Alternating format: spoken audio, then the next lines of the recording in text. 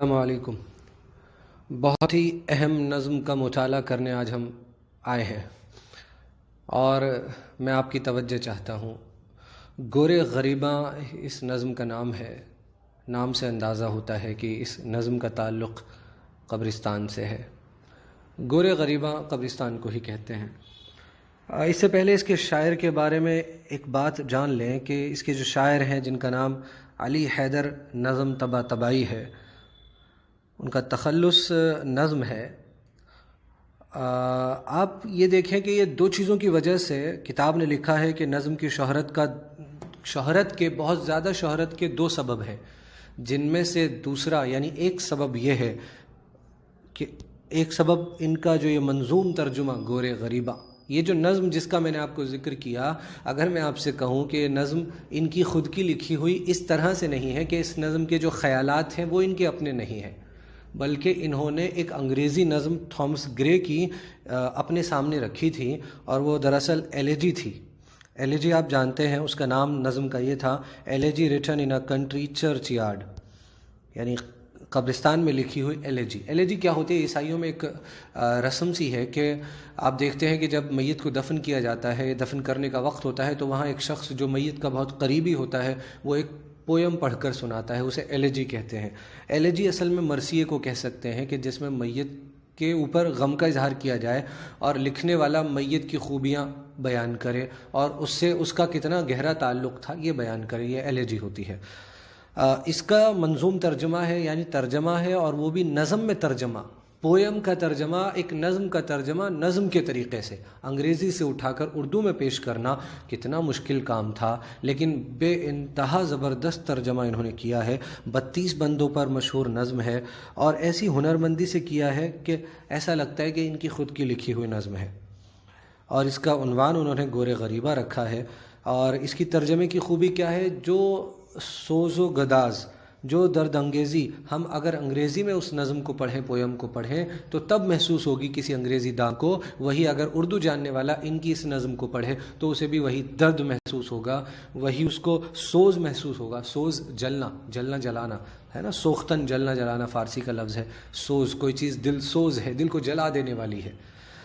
تو نظم کی حیت کا ایک نیا تجربہ بھی کیا ہے انہوں نے۔ کیا حیت کا ایک تجربہ کیا ہے؟ تجربہ کہتے ہیں انہوں نے کسی چیز کو آزمایا ہے، پہلی مرتبہ کیا ہے، ایک تجربہ کیا ہے، انوویشن کیا ہے۔ وہ کیا ہے کہ انہوں نے نظم کا ہر بند انگریزی کے اسٹینزا کی حیت میں لکھا ہے۔ حیت کہتے ہیں شکل کو، فارم کو، اور اس میں کیا ہے کہ پہلے مصرعے میں قافیہ جو ہے وہ تیسرے مصرعے میں ہے، اور جو دوسرے مصرعے میں قافیہ ہے وہ چوتھے مصرعے میں ہے۔ نظم کا مطالعہ کریں گے تو یہ باتیں دیکھ سکیں گے۔ گورے غریباں میں پڑھنے چلا ہوں نظم کو کہ وداع روز روشن ہے گجر شام غریباں کا، چراگاہوں سے پلٹے قافلے وہ بے زبانوں کے، قدم گھر کی طرف کس شوق سے اٹھتا ہے دہقاں کا، یہ ویرانہ ہے میں ہوں اور طائر آشیانوں کے۔ کہتے ہیں کہ روز روشن جو دن تھا، جو روشن دن تھا، وہ اب ودا ہو رہا ہے، اس کی وداعی کا وقت قریب ہے۔ شام غریبہ، قبرستان میں شام کا گھنٹہ بج رہا ہے۔ گجر گھنٹہ، گھڑیال۔ پہلے زمانے میں غالباً جب گھڑیاں بہت زیادہ نہیں تھیں یا تھی ہی نہیں، کم تھیں، تو گھنٹے بجا کرتے تھے جو وقت بتاتے تھے، مثلاً ہر 2 گھنٹے کے گیپ سے، فرق سے، یا ہر 3 گھنٹے کے فرق سے گھنٹے بجا کرتے تھے۔ تو ایسی شام کا گھنٹہ، گویا کہ قبرستان میں لکھی ہوئی نظم ہے یہ، written in country church yard. تو وہاں شاعر بیان کر رہا ہے کہ ایک ہمیں منظر دکھا رہا ہے کہ روز روشن جو ہے وہ ختم ہو رہا ہے، جو دن آیا تھا وہ شام میں تبدیل ہو رہا ہے، یعنی دن کی موت ہو رہی ہے، ایک دن کی موت ہو رہی ہے، دوسرا دن جب نکلے گا، نئی تخلیق ہوگی، نیا جنم ہوگا اس دن کا، یعنی ایک نیا دن پیدا ہوگا، نیا جنم یعنی نیا دن پیدا ہوگا۔ گجر شام غریبہ کا، قبرستان کی شام کا گھنٹہ بج رہا ہے، یعنی شام آ چکی ہے، دن جا رہا ہے۔ چراگاہوں سے، یعنی چارہ کھانے کی جو جگہیں ہیں وہاں سے بے زبانوں کے قافلے واپس آ رہے ہیں، جانوروں کے قافلے، بے زبان یعنی جانور جو چارہ چرنے گئے تھے وہ واپس لوٹ رہے ہیں، اور اسی طرح جو دہقاں ہیں، جو کسان ہیں، جو دن بھر کی محنت کے بعد اب گھر کی طرف شوق سے اس کا قدم اٹھ رہا ہے، وہ گھر پہ جا کر بچوں کے پاس، اپنے ماں باپ کے پاس، اہلیہ کے پاس بیٹھ کر پانی پیے گا، کھانا کھائے گا، بڑے شوق سے اس کا قدم اٹھ رہا ہے، آس پاس دیکھتا ہے کہ شام کا وقت ہے، سب کچھ ویرانہ ہے، میں ہوں، وہ خود ہے، اور پرندے ہیں، طائر ہیں آشیانوں کے جو اپنے اپنے آشیانوں میں آرام فرما رہے ہیں۔ اندھیرا چھا گیا، دنیا نظر سے چھپتی جاتی ہے، جدھر دیکھو اٹھا کر آنکھ ادھر ایک ہو کا ہے عالم، مگس لیکن کسی جا بھیرویں بے وقت گاتی ہے، جرس کی دور سے آواز آتی ہے کبھی پہ ہم۔ کہہ رہے ہیں ہر طرف اندھیرا چھا گیا ہے، دنیا اب نظر سے چھپتی چلی جا رہی ہے، دنیا کی رونق جو ابھی تک سب کچھ باقی تھی اب وہ سب ختم ہو رہی ہے۔ اب کیا دیکھیں کہ جدھر دیکھو اٹھا کر وہ شور شرابہ سب ختم ہو گیا، ہو کا عالم ہے، سناٹا چھایا ہوا ہے، مگس کہیں کہیں مکھی ہے جو بھن بھنا رہی ہے، اور کہیں کہیں دور گھنٹے کی آواز لگاتار کبھی کبھی آنے لگتی ہے، جرس بھی گھنٹی کہتے ہیں۔ کبھی ایک گنبد کہنا، اب آپ دیکھیں میں نے نظم کے سبق میں یہ بات سمجھائی تھی، اب دوبارہ بتا دیتا ہوں، یہ ایک بند ہے، یعنی ایک اسٹینزا کی فارم میں انہوں نے لکھا ہے، باقی اردو ادب میں نظم میں بند اس کو کہتے ہیں۔ یہ 4 مصروں پر ختم ہو گیا، پھر دوسرا بند شروع کر رہے ہیں، لیکن انہوں نے اسٹینزا کی فارم میں لکھا ہے۔ اسٹینزا میں کیا ہوتا ہے، یہ قافیہ دیکھیے، یہ نہیں، پہلے مصرے کا قافیہ میں نے بتایا تھا کہ تیسرے مصرے میں، غریباں کا قافیہ دہقاں، اور اسی طرح دوسرے مصرے کا زبانوں کے آشیانوں، ہر شعر میں آپ ایسے دیکھ سکتے ہیں۔ کبھی ایک گنبد کہنا پہ بوم خانمہ ویراں، فلک کو دیکھ کر شکووں کا دفتر باز کرتا ہے کہ دنیا سے الگ ایک گوشہ عزلت میں ہوں پنہا، کوئی پھر کیوں قدم اس کنج تنہائی میں دھرتا ہے۔ ایک الو ہے، ایک بوم خانمہ ہے جو اپنے گھر میں ہے، گنبد کہنا کوئی پرانی گنبد ہے، کہنا پرانی گنبد، کسی گنبد کہنا پر ایک الو بیٹھا ہوا ہے، وہاں بیٹھا ہوا آسمان کو دیکھ کر خدا پاک سے شکایت کر رہا ہے، کہہ رہا ہے کہ میں دنیا سے الگ ایک تنہائی کے گوشے میں، تنہائی کے گھر میں بیٹھا ہوں، پھر کیوں کوئی قدم اس کنج تنہائی، اس تنہائی کے گھر میں، اس گوشہ تنہائی میں کیوں کوئی قدم رکھ رہا ہے، کوئی یہاں کیوں آ رہا ہے۔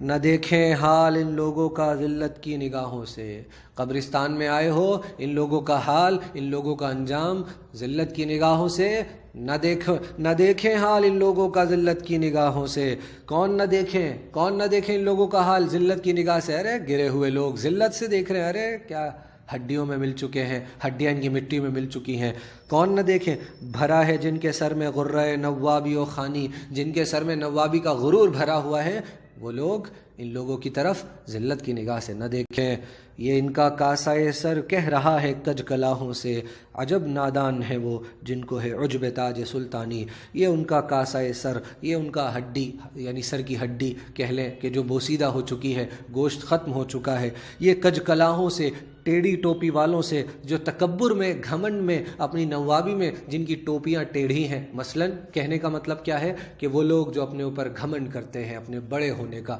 اپنے اعلیٰ ہونے کا، عجب نادان ہے وہ، یہ کہہ رہا ہے سر کہ ارے نادان ہے، عجب نادان ہے وہ لوگ جو اپنے تاج سلطانی پر غرور کر رہے ہیں، جو بادشاہت کے تاج پر غرور کر رہے ہیں، جنہیں بادشاہت کے تاج پر گھمنڈ ہے، عجیب لوگ ہیں، ہمارا حال دیکھو۔ یہ سر کہہ رہا ہے، غالباً یہ بھی سر کسی دن تاج پہنا کرتا تھا، غالباً یہ بھی سر کسی دن بہت ہی اعلیٰ مقام پر فائز تھا،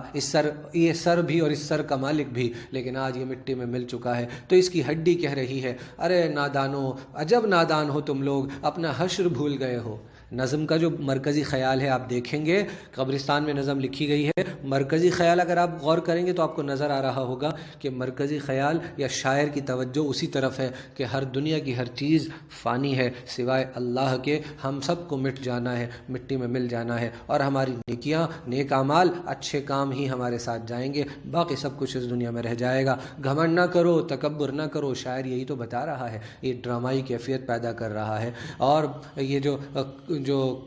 کاسائے سر ہڈی سے بلوا رہا ہے، کیوں بلوا رہا ہے؟ اس سے پیغام دلوا رہا ہے، اس پر بیت چکی ہے، کسی پر جب بیت جاتی ہے اور وہ ہمیں کوئی بات کہتا ہے، ہم اس کی بات بہت غور سے سنتے ہیں کہ یار اس پر گزر چکی ہے، یہ جانتا ہے، یہ دیکھ چکا ہے اپنی آنکھوں سے، اس پر بیتی ہے، ہم پر نہیں بیتی، ہم نے نہیں دیکھا، کاش یہ تو اللہ کی مہربانی ہے کہ مردے اگر اللہ قبر کا منظر ہمیں دکھا دیتا، حضور پاک نے کہا تو تم قبر میں اپنے مردے کو دفنانا بند کر دیتے، لیکن نیک لوگوں کے لیے قبر جنت کا جو ہے ایک باغ بنا دی جاتی ہے، حدیث میں آتا ہے، اور ان کے لیے جنت سے کھڑکی کھول دی جاتی ہے، انہیں سلا دیا جاتا ہے۔ غرض یہ نظم میں شاعر کہہ رہا ہے کہ اپنے انجام کی پرواہ کرو، ہاں، تکبر کا شکار نہ ہو جاؤ، اپنے مال و دولت، اپنی نوابی پر، اپنے اس جو ہے تاج سلطانی پر غرور نہ کرو، مٹی میں مل جانے والا ہے۔ غرور میں آ کر جو ہے لوگوں کے حقوق مارنا نہ شروع کر دو، لوگوں کو ذلیل نہ سمجھو، ذلت کی نگاہوں سے ان مرے ہوئے لوگوں کو بھی نہ دیکھو۔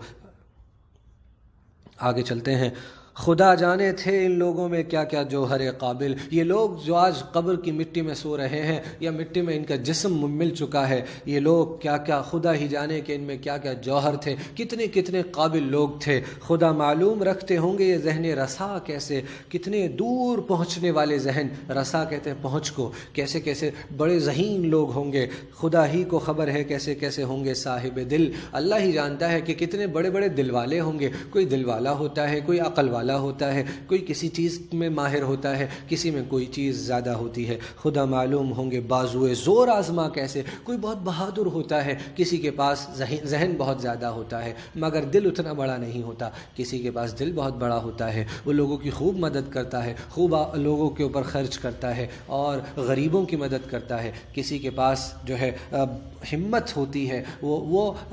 انصاف دلانے کے لیے طاقتور لوگوں سے بھیڑ جاتا ہے، طاقتور لوگوں کے سامنے زبان کھول دیتا ہے سچائی کو باقی رکھنے کے لیے۔ تو کہہ رہا ہے شاعر، کہہ رہا ہے قبرستان میں کہ نہ معلوم کیسے کیسے جوہر قابل دفن ہو چکے، نہ معلوم ان میں کیسے کیسے ذہن رسا ہوں گے۔ نہ دیکھ ان استخوا ہائے شکستہ کو حقارت سے، یہ ہے گورے غریباں ایک نظر حسرت سے کرتا جا، نکلتا ہے یہ مطلب لوح تربت کی عبارت سے، جو اس رستے گزرتا ہے تو ٹھنڈی سانس بھرتا جا۔ یہ ایک بند ہے، میں نے بتایا نا ابھی اسٹینزا ہے یہ، ہاں ہے۔ تو کہہ رہے ہیں کہ یہ جو ہڈیاں ہیں، جو سوکھی ہوئی ہڈیاں ہیں، استخوا کہتے ہیں ہڈیوں کو، یہ جو شکستہ ٹوٹی ہوئی ہڈیاں ہیں، انہیں حقارت کی نگاہ سے مت دیکھ، انہیں ذلت کی نگاہ سے نہ دیکھ، انہیں چھوٹا نہ سمجھ، انہیں ذلیل نہ سمجھ۔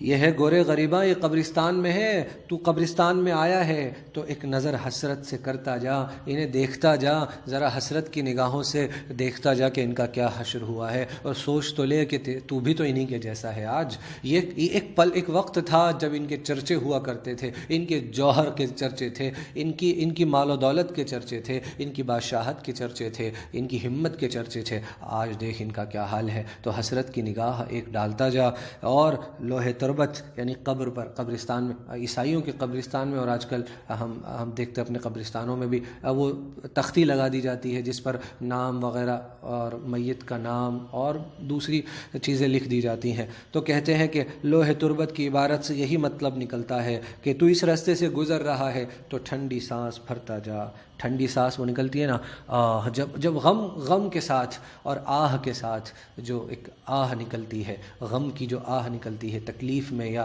افسوس کے ساتھ کہ یہاں سے گزر رہا ہے، تو ایک ٹھنڈی سانس بھرتا جا، ذرا ان لوگوں کے حال کو دیکھتا جا، ان لوگوں کے حال پر جو ہے کوئی تکلیف یا غم کا اظہار کرتا جا۔ اسی لیے کہا گیا نا قبرستان جایا کرو تاکہ تمہیں موت یاد آئے، تم اپنا انجام نہ بھولو، تم اللہ کی عبادت میں لگے رہو، تم دھوکہ دھڑی، مال و دولت کے اکٹھا کرنے، جھوٹ بولنے، گالی گلوچ کرنے، مستیاں کرنے کے پیچھے نہ لگ جاؤ، اپنا حشر دیکھتے رہا کرو قبرستان آ کر، یہاں کی تیاری کیا کر رہے ہو۔ حقیقت غور سے دیکھی جو ان سب مرنے والوں کی۔ اب کہہ رہا ہے یہ شخص جو وہاں موجود ہے، وہ کہہ رہا ہے جب میں نے ان سب مرنے والوں کی حقیقت کو غور سے دیکھا تو ایسا ہی نظر آنے لگا انجام کار اپنا، انہی کی طرح جیسے مل گئے ہیں خاک میں ہم بھی، یوں ہی پرسان حالہ نکلا ہے ایک دوست دار اپنا۔ کہ جب میں نے ذرا غور کیا تو مجھے لگا کہ میں بھی مل چکا ہوں مٹی میں بھی انہی کے حال پر جو ان کے ساتھ گزر چکا وہ بھی میرا حال ہو گیا، تو مجھے لگا کہ میرا ہی یہی انجام ہے، اور ایسا لگنے لگا کہ جیسے میں بھی مٹی میں مل گیا ہوں، اور کوئی میرا دوست ہے جو میرا حال پوچھنے کے لیے، مجھے دیکھنے کے لیے، میری قبر کی زیارت کے لیے بس آ گیا ہے۔ ایسا مجھے محسوس ہوا، جب غور سے دیکھا تو ایسا لگا کہ میں خود مٹی میں مل چکا ہوں، کیونکہ نہیں معلوم کہ اگلے وقت مجھ پر کیا گزرے اور کب میرا آخری وقت آ جائے اور مجھے مٹی میں مل جانا ہے، اللہ کے پاس چلے جانا ہے۔ یہ اس سے ایک دہقان کہن سالہ کے کہتا ہے کہ ہاں خوب ہم واقف ہیں، دیکھا ہے اسے اکثر۔ اب پھر سے دیکھیے قصہ لے آئے ہیں بیچ میں، ہاں کہ ایک دہقان کہن سال، ایک بوڑھی عمر کا دہقاں یعنی جس کی زیادہ عمر ہے کسان، وہ آ کے کہتا ہے اس شخص سے، ارے ہاں ہاں ہم جانتے ہیں جس کو تم دیکھنے آئے ہو، اسے اکثر ہم نے یہاں دیکھا ہے۔ ہاں ایک دوست آ گیا ہے، بھی ذکر کیا تھا نا کہ جیسے دوست آ گیا ہے حال پوچھنے کے لیے، اسی بات کو آگے بڑھا رہے ہیں کہ وہ دوست آ گیا ہے کہ وہ یہیں کہیں رہتا تھا ایک لڑکا، اس کے کچھ دوست آ گئے ہیں پوچھنے کے لیے ہاں بھائی وہ کیسا ہے، غالباً وہ قبرستان کے آس پاس رہا کرتا ہوگا۔ پھر اس کے بعد دل ہی دل میں کچھ غم کھا کے کہتا ہے وہ کسان کہ اب تک پھرتا ہے آنکھوں میں پھرنا اس کا سبزے پر، کہ تم اس کا حال پوچھنے آئے ہو، اس سے ملنے آئے ہو، تم اس کے دوست ہو؟ ہاں ہاں آؤ، مجھے یاد ہے، میں خوب واقف ہوں اس سے، میں نے اس کو اکثر دیکھا ہے یہاں پر۔ اور پھر کچھ غم کھا کے تکلیف کے ساتھ کہتا ہے میری آنکھوں میں ابھی تک اس کا یہ سبزے پر اس جو یہ گرینری ہے، یہ سبزہ ہے، یہ ہری ہری گھاس ہے، یہ ہرے ہرے جو نظارہ ہے، یہیں پر وہ گھوما پھرتا تھا، میری نظروں میں ابھی بھی وہ منظر ہے کہ جس طرح وہ یہاں پھرتا رہتا تھا۔ وہ اس کا نور کے تڑکے ادھر گلگشت کو آنا، وہ پو پھٹنے سے پہلے آ کے پھرنا سبز زاروں میں، وہ کچھ کم دن رہے اس کا لب جو کی طرف جانا، وہ اس کا مسکرانا دیکھ کر شور آبشاروں میں۔ اب وہ سارا منظر کھینچنے لگتا ہے اپنے دوست کا، ہاں ہاں میں جانتا ہوں اس کو، ہاں میرا اس کے ساتھ اچھا وقت گزرا ہے، میں اس کو روز دیکھا کرتا تھا، وہ نور کے تڑکے ارلی مارننگ صبح جلدی جو ہے وہ گلگشت کو ٹہلنے کو آ جاتا تھا، اسے یہاں کا منظر اچھا لگتا تھا نا، اسی لیے یہاں آ جایا کرتا تھا۔ پو پھٹنے سے پہلے، صبح ہونے سے پہلے سبززاروں میں پھرتا تھا، اس ہری بھری گھاس کے بیچ پھرتا تھا، اور کچھ کم ہی دن ہوئے کہ میں نے اس کو لب جوں کی طرف یا کہہ لیں تالاب کی طرف، جھرنے کی طرف جاتے ہوئے دیکھا تھا، میں نے دیکھا تھا، خود دیکھا تھا۔ اور اس کو مسکرانا، میں جب وہ جھرنے کا شور، پانی جب اوپر سے گرتا ہے تو جو شور ہوتا ہے، وہ اس شور کو سن کر دیکھ کر بڑا مسکراتا تھا۔ کچھ ہی دنوں کی تو بات ہے، میں نے اس کو دیکھا تھا۔ اب ایک انجام بیان کر رہا ہے یہ کسان، جس کے پاس کچھ لوگ گئے ہیں اپنے دوست کا حال معلوم کرنے، جو دوست ان کا اس قبرستان کے آس پاس رہا کرتا تھا یا وہاں آیا کرتا تھا، اب ان کو وہ مل نہیں رہا، نظر نہیں آ رہا، تو اس کا حال پوچھنے کے لیے وہاں چلے گئے ہیں کہ شاید یہاں کوئی جانتا ہو اس کو، وہ یہاں، تو وہ دہقاں وہ بتا رہا ہے جس کی راستے میں اس سے ملاقات ہو گئی، ارے ہاں جس کو تم معلوم کرنے آؤ، مجھے یاد ہے اس کے بارے میں، وہ یہاں پھرتا تھا، ایسے پھرتا تھا، صبح ہونے سے پہلے آ جایا کرتا تھا، جھرنے سے پانی گرتا ہوا دیکھ کر خوش ہوا کرتا تھا۔ غرض کیا کیا کہوں، ایک روز کا یہ ذکر ہے صاحب، میں کیا کیا بتاؤں، اس کے ساتھ میری جو یادیں جڑی ہوئی ہیں، کیا کیا ذکر کروں۔ ایک روز کی بات ہے کہ اس میدان میں پھرتے صبح دم اس کو نہیں دیکھا، ایک صبح اچانک آئی کہ میں نے اس کو نہیں دیکھا، اس میدان میں اس کو پھرتے ہوئے جیسے ہمیشہ دیکھا کرتا تھا، ایک صبح آئی میں نے اس کو نہیں دیکھا۔ ہوا پھر دوسرا دن اور نظر سے وہ رہا غائب، خیابہ میں اسے پایا نہ دریا پر کہیں دیکھا، دوسرا دن ہو گیا پھر بھی نہیں نظر آیا، نہ باغیچے میں وہ ملا، نہ دریا پر کہیں نظر آیا، نہ جانے کیا ہوا۔ ایک دن گزرا، 2 دن گزرا، مجھے وہ کہیں نظر نہیں آ رہا تھا، پھر کیا ہوا، پر اس کے تیسرے دن دیکھتا کیا ہوں جنازے کو، لیے آتے ہیں سب پڑھتے ہوئے کلمہ شہادت کا، تمہیں پڑھنا تو آتا ہوگا، آؤ پاس سے دیکھو، یہ اس کی قبر ہے، اور یہ کتابہ سنگ تربت کا، یہ کتابہ، یہ تختی جو اس کی قبر پر لگی ہوئی ہے۔ تیسرے دن کیا دیکھتا ہوں، اس کا جنازہ دیکھتا ہوں۔ اس زندگی کا کوئی بھروسہ نہیں ہے، کتنا خوش تھا وہ 2 دن پہلے تک، پھر تیسرا دن آیا، یعنی اچانک سے ایک دن آیا کہ اس کا جنازے کو دیکھا، کچھ لوگ لا الہ الا اللہ پڑھتے ہوئے لے جا رہے ہیں، اور تمہیں پڑھنا آتا ہے نا، یہ دیکھو یہی اس کی قبر ہے، پڑھو اس کا نام پڑھو، یہی ہے نا وہ شخص، دیکھو ابھی کیسے پھرا کرتا تھا، کیسے گھوما کرتا تھا، کیا خوشحال منظر میں رہا کرتا تھا، اور اب دیکھو اس کا کیا حشر اچانک سے ہو گیا۔ ہم سب کا بھی تو وہی حشر ہونے والا ہے۔ ہاں بہترین لوگ وہ ہیں جو مرنے سے پہلے مرنے کی تیاری کر لیں۔ خدا بخشے اسے بس دوست کا رہتا تھا وہ جویا، تو نکلا دوست ایک آخر خداوند کریم اس کا، اب اس کے نیک و بد کا ذکر کرنا ہی نہیں اچھا، کہ روشن ہے خدا پر عالم امید و بیم اس کا۔ بس اسے خدا معاف کرے، خدا اس کی مغفرت کرے۔ دوست کو تلاش کرتا تھا، جویا کہتے ہیں تلاش کرنے والا، دوستوں کی تلاش کیا کرتا تھا، ہاں انسانوں سے محبت کرتا تھا، دوستوں سے محبت کرتا تھا، عادتیں اس کی بہت اچھی تھیں، ہمیشہ دوست کی تلاش میں، دولت کی تلاش میں نہیں، ہاں بے غرض تھا، اس کے اندر غرض نہیں کہ غرض سے دوستوں سے ملتا ہو، نہیں، اپنے بھائیوں سے، اپنے دوستوں سے ان کی تلاش کرتا تھا بس، یعنی اس کی خواہش یہ تھی کہ مجھ سے لوگ خوش رہیں، یعنی مجھ سے لوگوں کو تکلیف نہ پہنچے۔ تو پھر کیا ہوا کہ جو دوستوں کی تلاش تھی وہ اس کی پوری ہو گئی، اور آخر خداوند کریم اس کا دوست اس کو مل گیا۔ وہی آخر میں خداوند کریم ہے جو اصل میں ہمارا دوست ہے، وہی اللہ کا رسول ہے جس کی دوستی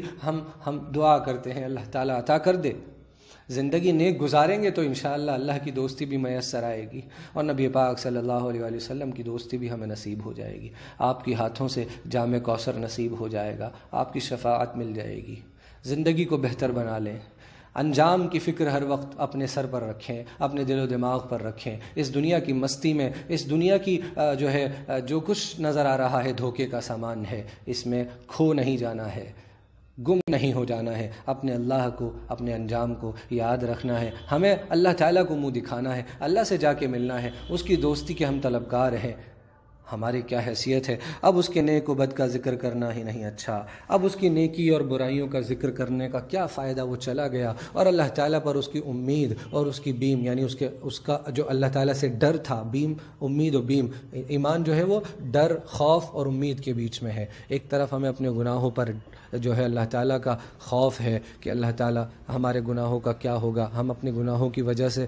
برباد نہ ہو جائیں۔ ایک طرف تو ہمیں اللہ تعالیٰ کا ڈر ہے کہ عذاب ہمیں اللہ تعالیٰ اپنا عذاب نہ دے دیں، اور دوسری طرف امید ہے کہ اللہ ہمارے گناہوں کو معاف کر دے اور ہمیں جو ہے کامیاب کر دے۔ تو بچوں، یہ تبھی ہوتا ہے کہ جب انسان اس زندگی کو بھی اسی فکر کے ساتھ گزارتا ہے، اللہ تعالیٰ کی دوستی کو دھیان میں رکھتے ہوئے یا اللہ تعالیٰ کے احکام کو دھیان میں رکھتے ہوئے گزارتا ہے، اور اپنے انجام کو ذہن میں رکھتا ہے کہ ہاں میرا انجام موت ہے، مجھے بھی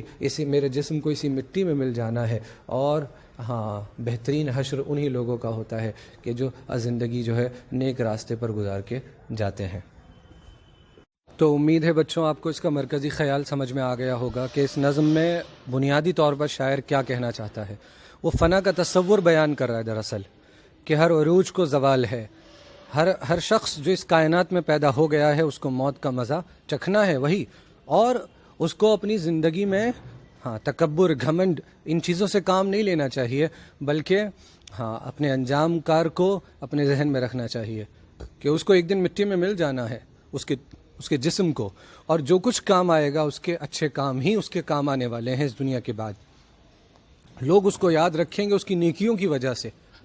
لوگ اسی کو یاد رکھتے ہیں جو اچھے کام کر کے گیا ہو، جس نے زندگی ایسی گزاری ہو کہ دوسروں کے لیے نمونہ ہو، دوسرے لوگ اس کو دیکھ کر کہیں ہاں یار اس شخص کی جیسی زندگی گزارو۔ یہ اس نظم کا مرکزی خیال اور پیغام ہے کہ زندگی کا انجام موت ہے۔ امیر ہو، غریب ہو، بادشاہ ہو، فقیر ہو، سب کو اسی زد میں آنا ہے۔ موت سے کوئی نہیں بچ سکتا، موت کے فرشتے کو کون خرید سکتا ہے، نعوذ باللہ۔